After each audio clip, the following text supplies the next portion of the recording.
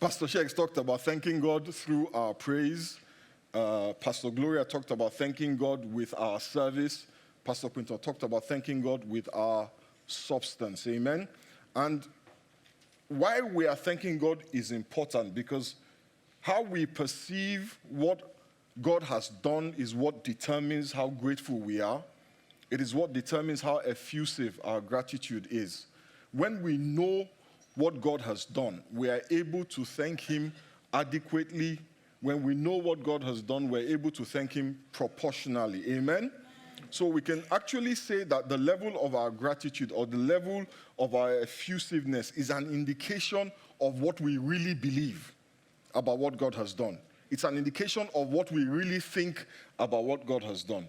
There's a story in the Bible that I want us to read this morning. It's a long story, but I want us to read the whole thing. Let's turn our Bibles quickly to the book of Luke, chapter 7. We'll read from the 36th verse through to 47. It's actually on the screen. Do you guys still come to church with Bibles? Yes. Huh? Because, saying turn your Bibles is so redundant these days, How about look at the screen or scroll to, or find the app where's your Bible app? You have your Bible app. Praise the Lord for you. What kind of phone is that? Put it down. When he was waving the phone, I thought it was an iPhone. You don't wave a Samsung. Yeah, you don't.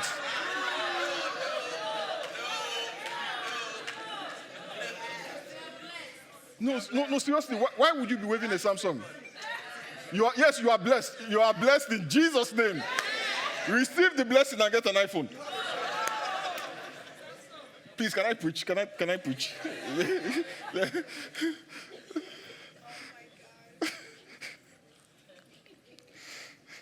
Luke chapter 7, verse 36. You can either turn to it, look up on the screen, or your phone.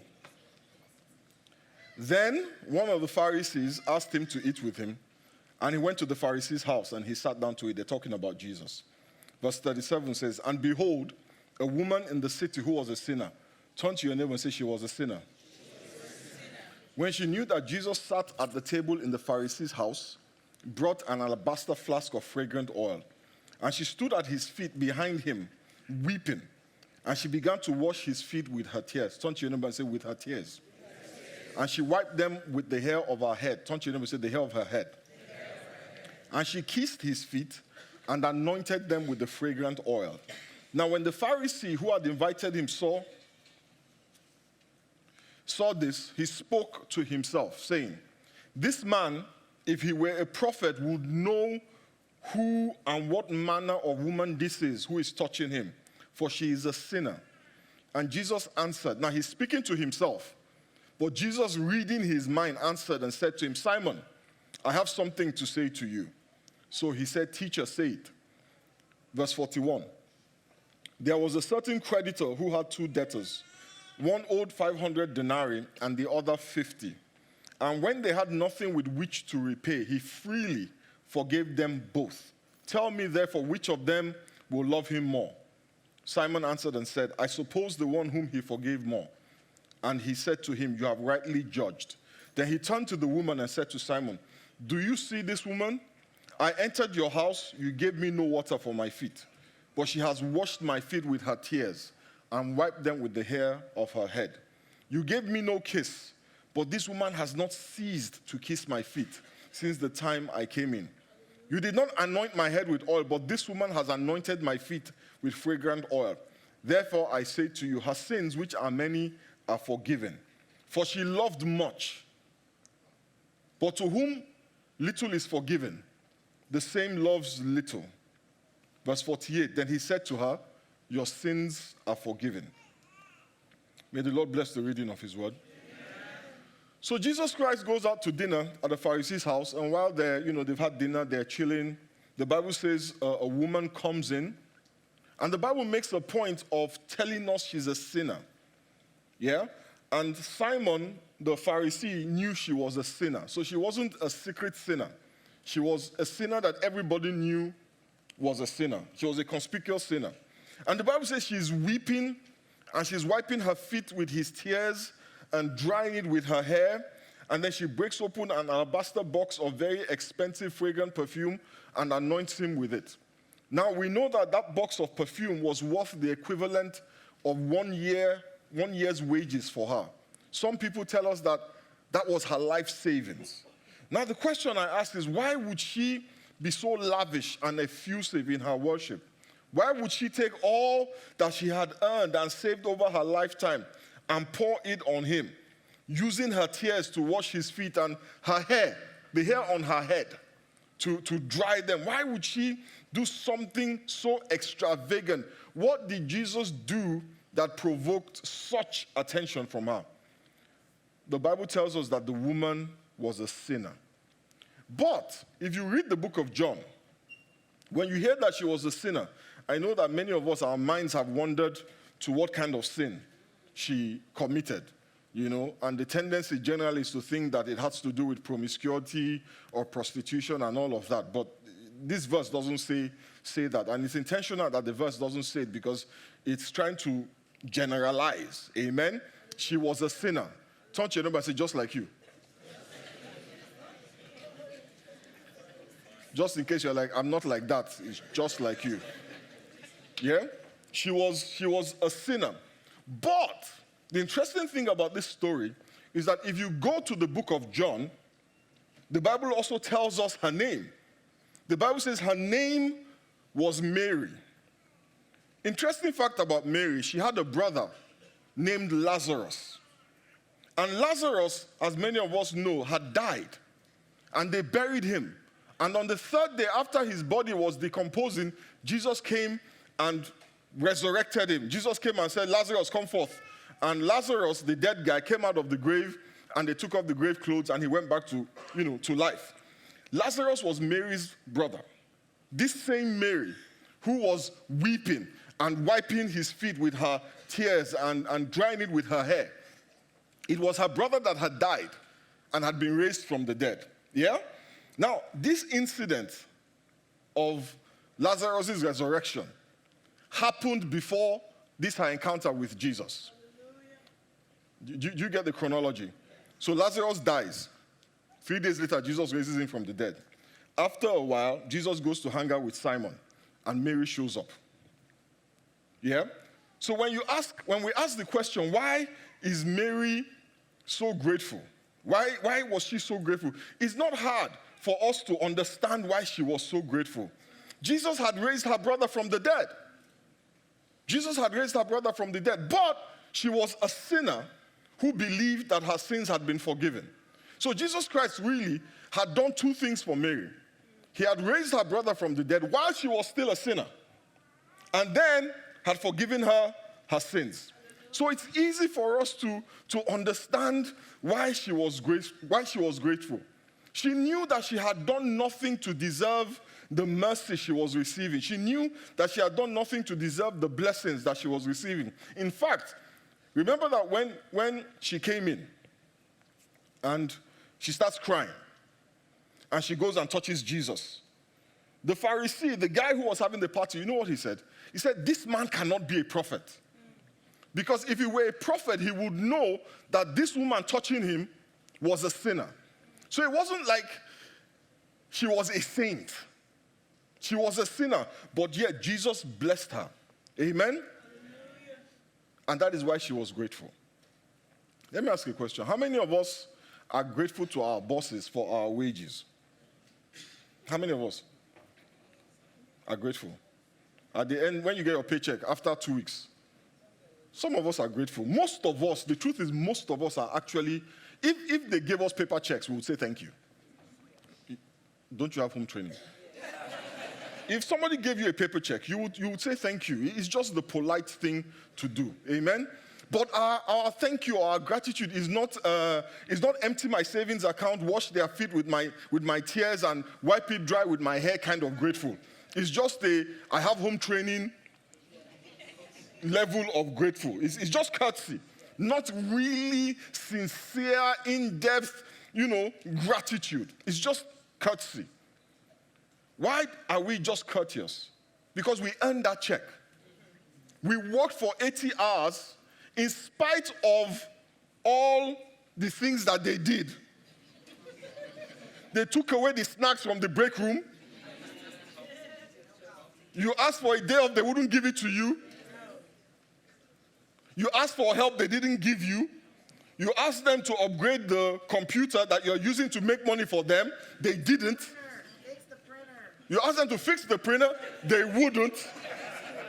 Amen? So that paycheck, you feel like, you know what? You actually should give me more.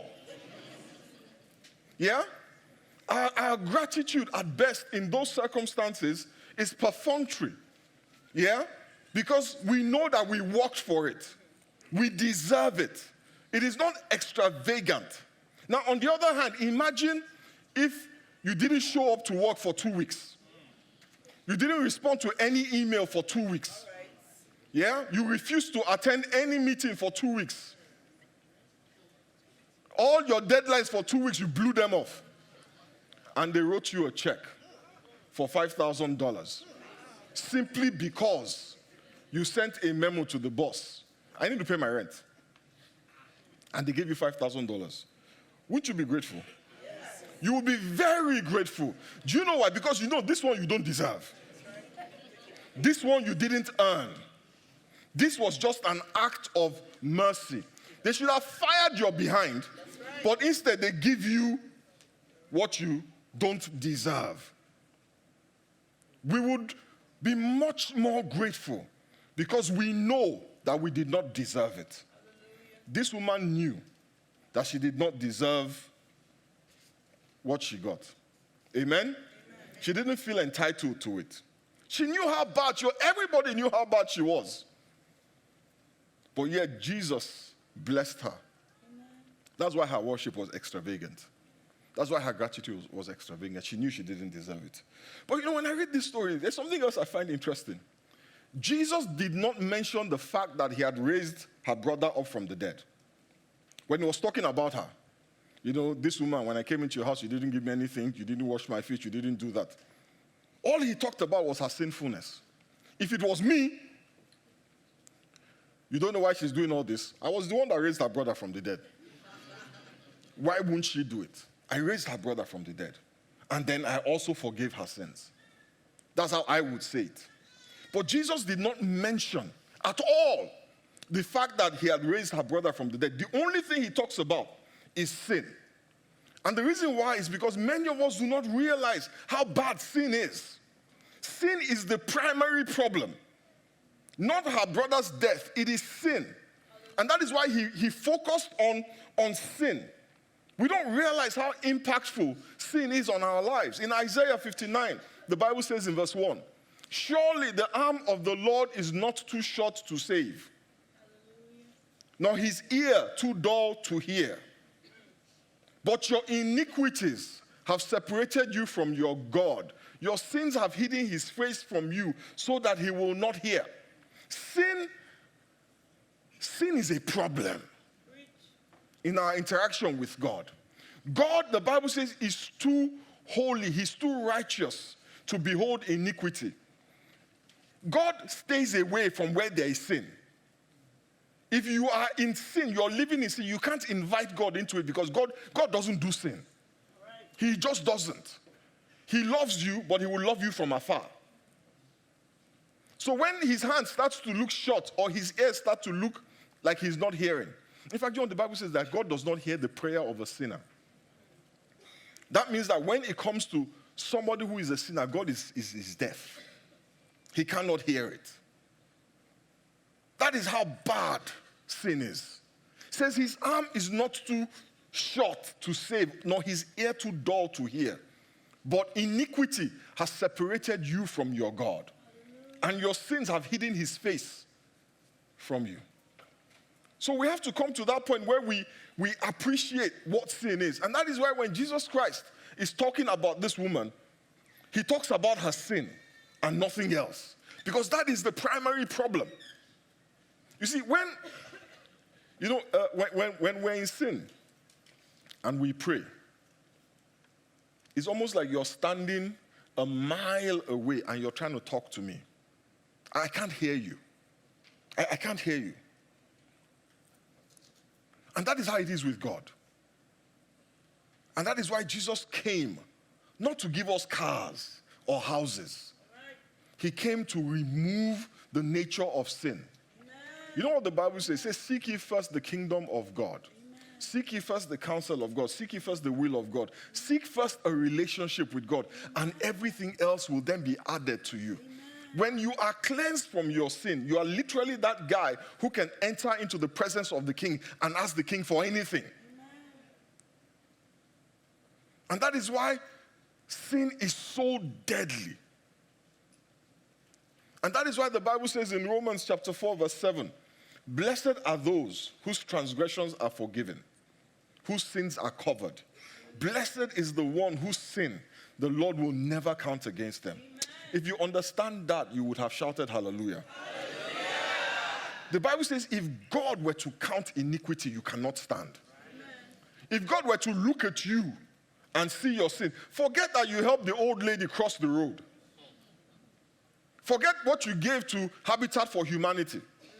If God were to look at you and see your sin, and by the way, you know, sin is not just your hand, sometimes it's your heart. Hallelujah. Some of us, our hearts, hey, Jesus is Lord.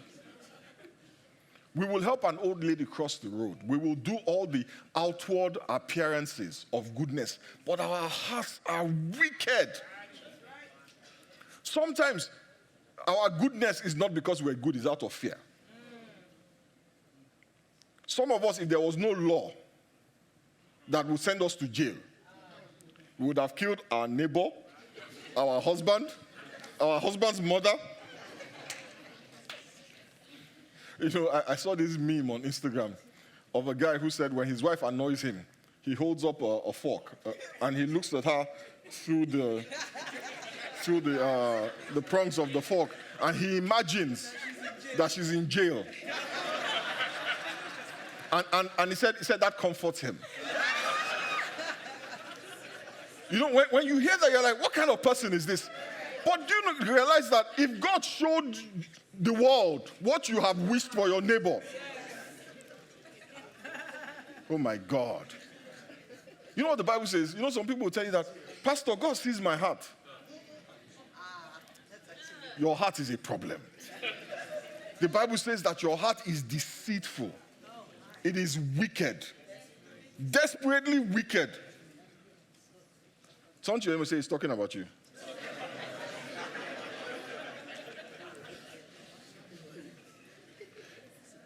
So, you know, we dress up in all of these nice things. And we try and do good things. But you see, the Bible says God looks at the heart. And when he looks at your heart, he's like, I can't mess with that. That is why he had to send Jesus. You see, Jesus Christ came to clean more than your hands. He came to clean your heart. Amen. He came to clean your heart. And we look at our hands and we're like, you know, my hands, not so bad. I haven't stolen anything from anybody. I haven't taken anybody's wife. I haven't, you know, I'm a good person. But your heart, you're a terrible person. And when God looks at you, he sees what I can't see. And he's like, what I see, no, what I see is bad. So do you know what? Jesus, come and sort them out. You know, in the past, they used to kill bulls and goats and animals. They would kill them and they would shed their blood, and their blood would make atonement for sin. What the blood of the bulls and the goats did was cover the sin. It didn't wash it away. It just covered it. And try and hide dirt under your carpet. Sooner or later, it trips you up. But Jesus' blood doesn't hide. It cleanses. It doesn't just, you know, God just ignore it. It washes it away. So there's nothing for God to ignore. It's gone. It's gone. When Jesus has washed you, then you can enter into the Bible says that you should come with boldness. Without trepidation, without fear. Come with boldness before the throne of grace. So when you go to God, there's no timidity. There's no, please. No. It says come with boldness before the throne of grace. There's no fear that your sin is hindering you anymore because your sins have been washed away. Not covered. Not covered. Not covered. They have been washed away. That is why the Bible says, blessed is the man whose sins the Lord will never count against him. Me, I know how blessed I am. Because if God had counted my sins, Jesus, it would have been a problem. And some of you that are nodding and feeling, Pastor Ike, sorry for you. If God had counted your sins, there's only one place you're going. Hell. And hell is hot. Somi. If not for Jesus, Somi, the place they had reserved for you in hell. You know what I'm talking about, Somi? If not for Jesus, Somi, man, it would not have been funny.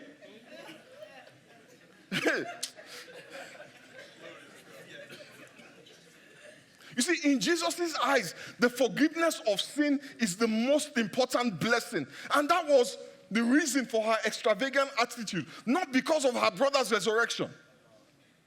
It was the forgiveness of her sin. So he didn't reference the resurrection, because in the scheme of things, that's a small thing. The Bible says, is anything too hard for God?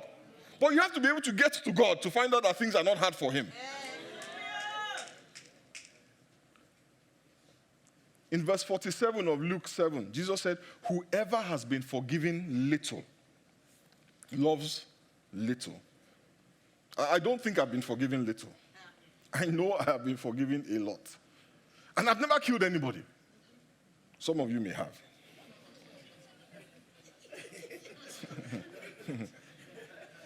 So when you think about that, when you think about what God has done for you, when you think about how he has washed away all your sins, what should be our response? Thank you. No. Paul said in Romans 12 verse 1, I beseech you, therefore, brethren, by the mercies of God, that you present your bodies a living sacrifice, holy, acceptable unto God, which is your reasonable. Touch your neighbor, say reasonable. Let me read it from the New Living Translation. And so, my dear brothers and sisters, I plead with you to give your bodies to God because of all he has done for you. It says, I plead with you to give your bodies to God, not because you are afraid, not because there is a law that says you must give your body to God. But we give our bodies to God because of all he has done for us. Amen. Let them be a living and holy sacrifice, the kind he will find acceptable. This is truly the way to worship him. Because of all God has done for you, present your life, present your body as a living sacrifice to God. That is the only proportional response. That is the only adequate response to what God has done. That we present our bodies as a living sacrifice to God. A sacrifice is something that is given to a deity, presented to a deity as an act of worship. But usually, in those days when the sacrifice is offered, they usually would kill the sacrifice first before they would offer it. Now, Paul is not asking for a dead sacrifice. He's not saying a dead sacrifice is the only response. Jesus Christ already died. Nobody is supposed to die again. Amen? Amen? And if you go somewhere, they're asking you to bring a chicken or a goat, you're in the wrong place. A living sacrifice is different. A living sacrifice is given, but it is not killed. Amen? But it is dedicated only for the use of that deity. That sacrifice is set apart only for the use of the deity to whom it has been given. It is now considered what? Sacred. You know, sacred is a nice religious word. When you say sacred, you think of church, you think of priests. You think of something, like the pulpit. Some people will tell you it is sacred. It is only sacred because it has been set apart. No one else can use it. I told them in the first service, I don't know about you, but when we were growing up in our home, there were certain things that were set apart. There were certain plates that only my father was allowed to use. If you touched it by accident, and my mother found out, you are dead. Because as a sign of respect for my father, they set apart certain things for his use. No one else used those things. So what? In my house, we didn't do daddy's chair. We just had daddy's plates. Because daddy was hardly around. He was always traveling. So what Jesus is saying, or what Paul is saying, is that you become God's thing. Set apart for God. Only God can use you. No one else, not even you. That's what it means to be a living sacrifice. You know what? You can summarize set apart, sacred in one word: holy. That's what it means to be holy. It means to be set apart. Holiness simply means sacred. But holiness is not out of fear. It is the result of gratitude. Because of all he has done for you, be set apart. Hallelujah. It comes from gratitude. It comes from gratitude for the magnitude of all that God has done. We walk in holiness. We are called to holiness, not because of the law, but out of gratitude. It comes from faith, amen, not law. We are saved by grace through faith, not by the works of the flesh, lest anybody can boast. Amen. We're called to holiness, not so that we can boast, but out of gratitude. Paul said, because of all the Lord has done. Even when we give our time, our bodies, even our money, we give because of gratitude. Even when you are tithing, you're paying 1/10 of your income to God. It should be out of gratitude, not out of fear. Malachi has nothing to do with my 10%. It is gratitude. It is because of all the Lord has done. So even my money is set apart for his use. Amen. Gratitude, not fear. Let me tell you what we do out of fear. Tax. We pay our taxes out of fear. How many of us know that? If you don't pay, they don't hide it. They are coming for you. It's not implicit, it's explicit. These are the consequences. If you don't pay your tax, we will charge interest, and we'll charge interest, and then we'll take your stuff, and if you don't have any stuff, we'll imprison you. So be afraid. Be very afraid. Tax is about fear. Tithe is about love. Hallelujah. And when you start to tithe out of fear, you've missed it. Amen. When you are serving out of fear, you've missed it. Yes. Paul said, because of all that the Lord has done for you. You see, do you know how you know whether you are tithing out of fear or out of gratitude? You know, when it's tax time, all we're thinking about is, how can I reduce this tax? Isn't that it? Yes. You start calculating. Pastor P is a CPA. That's when you call Pastor P. Can I claim my shoes as an exemption? After all, it's part of my uniform. I'm a pastor. You start looking for exemptions and all the different things you can claim to reduce your tax. Yeah? When it's April, and you're going to the tax office, as you are driving to get your taxes done, your heart is full of devious schemes. Of, you know, if I say that I was doing business out of my office, can I claim my mortgage? You know, that's all you're thinking about. How do I reduce the tax? That's all you're thinking about. But when it is gratitude, so if you approach your tithe like that, Pastor, do I have to pay 10%? Can't I just pay 4%? Gross, net. Oh, the law. So we're no longer under the law. So I don't have to, fear, not gratitude. When you are grateful, even when you say don't do it, you say no. No, let me. Please. You've done so much for me. Take. You know, I started preaching about grace sometime middle of this year. I started talking about it, and I honed in on the idea that, you know, the law demands certain things, but grace doesn't demand that. Some people thought, oh, so now that I'm under grace, I don't have to give 10% anymore. Hallelujah, somebody. And they stopped.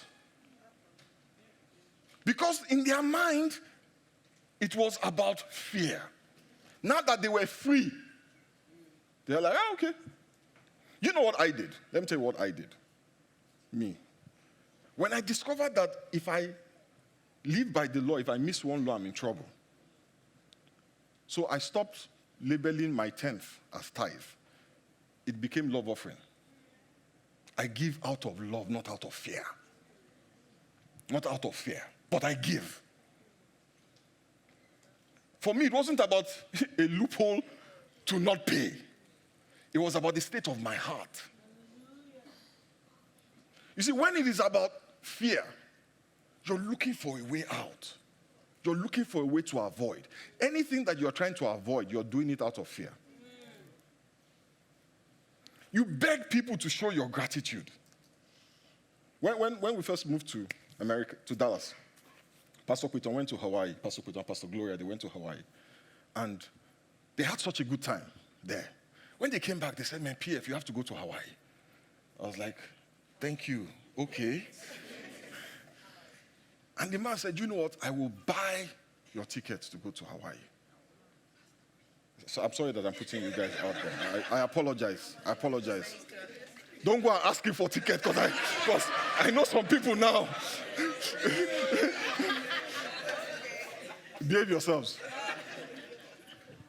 You know, when Ake and I, we called them, you know, and I said thank you to them. And they were like, no. I was like, no. I need to express my gratitude. He was trying to shut me down from expressing that gratitude. I said, no, I must talk. I must tell you how grateful I am because I was overwhelmed. When I looked at the sunrise, I was overwhelmed. In fact, when I was talking to them, tears were coming out of my eyes. Because I was so overwhelmed that these guys didn't have to. They didn't have to. If they had told me about Hawaii and said, don't worry, God will help you. Would it have been bad? Am I paying his salary? No. But he did something for me that I knew I did not deserve. That I did not earn. So my gratitude was overflowing. Even he couldn't stop it. Even he couldn't stop it. You are only grateful for what you believe you have received. If we cannot be set apart for God, if we cannot be holy, then do we truly believe we have been forgiven? Do we truly realize what Jesus did for us? When I looked at that sunrise, my wife and I knew how much was not in our pocket. We knew that there was no way at that time of our lives that we would be there. It just was not possible. I called him. And I was like, no, PF, I said, Pastor P, let me talk. Let me just tell you what you have done for us. Do we truly believe that we were sinners with a special place in hell designated for us that God has delivered us from? Because if you truly understand what God has done for you, true gratitude requires you to stop living for yourself and to start living for Christ. Everything you have and everything you are is dedicated to the use of the Master. That is thanksgiving. When we are driven only by God's agenda, when God's will is everything, that is thanksgiving. And that is what it means to give your life to Christ. And the truth is, a lot of us have not given our lives to Christ. We're born again, but we still own our lives. We are not a living sacrifice. We have not given our lives to Christ. We have not. We do not live for Christ. In fact, Christ lives for us. He lives to carry out our agenda. When we wake up in the morning, do we ask him, God, what is your will? No, we say, God, this is what I want you to do for me today. I don't want traffic on 6:35. Not today. I can't take it anymore. My boss, please, I want favor. I'm tired. I just want favor. Make sure you do it by 12 o'clock because I don't want to go for lunch with this hanging over my head. That's what we do. We give him our list and we're like, chop, chop, get to it. How many times you wake up and say, God, what do you want me to do today? What is your will for my life today? What are your instructions? Because you see, my life belongs to you. What do you want to do with it today? That's not what we do. So we say we've given our lives to Christ. No, we haven't. We're born again, washed by his blood, but our lives firmly under our control. He lives to fulfill our desires. We have got it backwards. Everything we do in modern Christendom is for God to do for us. We're holy, not because we're grateful, but because we want God to do something for us. We give, not out of love, but because we want God to do something for us. That is why you'll notice that when you finally get that blessing, when you get that job, you know that one, the dream job, when you finally get it, when they give you the offer letter, when your mortgage loan that you weren't sure you were going to get, when they approve it, when your green card comes, when the wedding is finally over, when the recessional, there is less motivation to do the things you were doing. There's less motivation. That is when you now realize that, Pastor P, God is everywhere. God is everywhere. Why? I don't have to go to church. You didn't know that when you were looking. That is when you know that me and God, we have a personal relationship. He didn't understand you before. You see, when we get what we want, that is when the things of God suddenly. Have you noticed that people who are looking for a blessing don't say, it is not me that killed Jesus? It's after they get the blessing. Then they will now say, I wasn't the one that killed Jesus. You didn't know that before. I have a bird's eye view of this thing. I see it all the time. The zeal before the blessing. Then after the blessing, gone. Hey. If I was God, I would take the blessing back. Just to make a point. But you know what? I'm not God. And you know the sad thing, God knew from the beginning. God is like, PF, you're looking at this guy that is fasting and praying. Watch. This guy that is saying, I love you, watch. Over and over and over, it happens. Because our attitude to God is that he's a dispensing machine. And we just need to give him some things. And he will give us what we want. And when we get what we want, because we're not driven by gratitude. You're not driven by gratitude. That is why when we don't get what we want, we get frustrated. We get offended. Imagine working for 2 weeks and not getting your paycheck. That's what happens. That's why we're frustrated, because it wasn't about gratitude. When I called Pastor P and I was so grateful, I wasn't expecting anything back. It was just, let me be grateful. But when you give to God and you're waiting, that's not gratitude. That's work. Now you're expecting to get paid. And it's problematic. I know my time is up, so I have to cut this sermon short. But I'll say this. I shared this in the first service, so I'll just share it with you. So there's something called the elder brother syndrome. I've shared it with some people before. The elder brother syndrome. So how many people know the story of the prodigal son? Okay, there's this guy in the Bible. He asked his father for his inheritance. His father gave it to him and he goes and he squanders it. Literally blows everything. So he comes back home. His father is so excited, kills the fatted cow for him, celebrates him. Now his elder brother is standing there. What? So he goes to the father and says, Daddy, I have been slaving for you all these years, and you gave me nothing. You see, the elder brother thought the way to get from the father was by slaving. So when he didn't get what he thought he deserved, he was offended.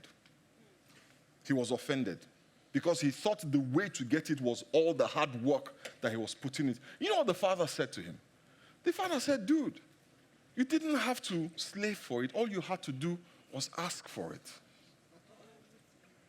Everything I have belongs to you. Everything that God has, it belongs to you. It is not a wage. It is a blessing. When you think about how you were separated from God because of sin, when you think about what the enemy planned for you because of sin, when you think about where you were and where you would be if God had not intervened on your behalf, when you look at your life today and compare it to what the enemy had in store for you, when you realize that by doing nothing, in spite of doing nothing, in spite of even the things you are doing, your place in heaven is secure. When you think that God is giving you, blessing you, in spite of the things you have done and who you are, you will be grateful. And your worship and your gratitude, nobody can stop it. Nobody can stop it because it comes from an understanding of what God has done. This morning, as we bow our heads to pray, do you know what God has done for you? What does Jesus mean to you? If he's a means to an end, we can see it in your worship. You can see it in your own worship. I know what God did for me. When I gave my life to Christ, nobody told me that give your life to God and you will get a house. Give your life to God and you will get a car. Give your life to God and you will get a beautiful family. Nobody told me that. The only thing they told me, and I wept when I heard it, so when you die, you will go to hell. And I wept, and I wept, and I wept. There was a sorrow in my heart for what I was and where I was going. The Bible calls it a godly sorrow. And it led me to repentance, to a different life. Because I was so grateful. I became a pastor out of gratitude. And the minute I stopped being grateful, that's where my troubles started from. The minute I started to think I deserve something. My brothers and sisters, let's be grateful. If you don't feel like God has done much for you through Jesus, you need to ask him to open your eyes this morning. Ask him to show you what he saved you from, what he delivered you from. Ask him to show you what was waiting for you. So many of us, we were grateful, but now we've gotten the blessing. The fear of losing the blessing, we've taken our eyes off the Lord. We've forgotten the giver. Now we're focused on the gift. This morning, let's just speak to the Lord and say, Father, bring me back to that place where I understand all you have done for me. Where oh Jesus. Open my eyes, oh God, like you opened the eyes of Gehazi.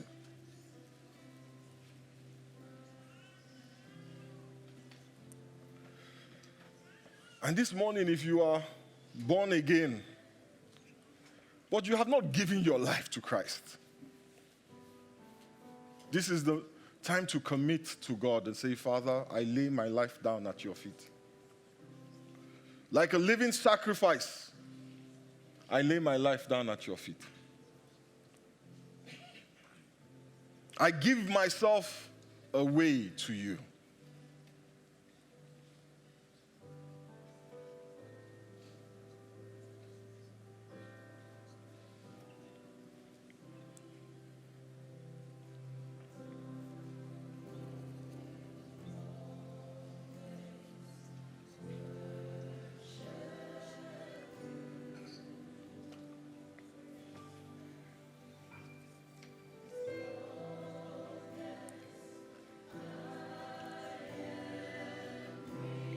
Let's speak to the Lord this morning. I know that our time is fast spent.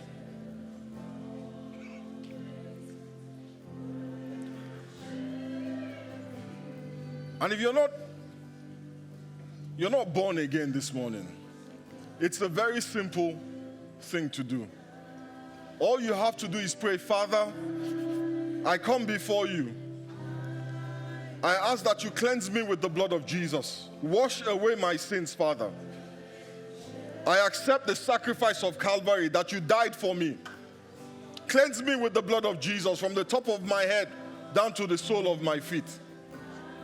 Write my name in the book of life. Thank you, Father.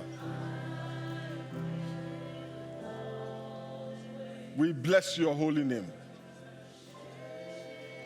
In the mighty name of Jesus, we pray.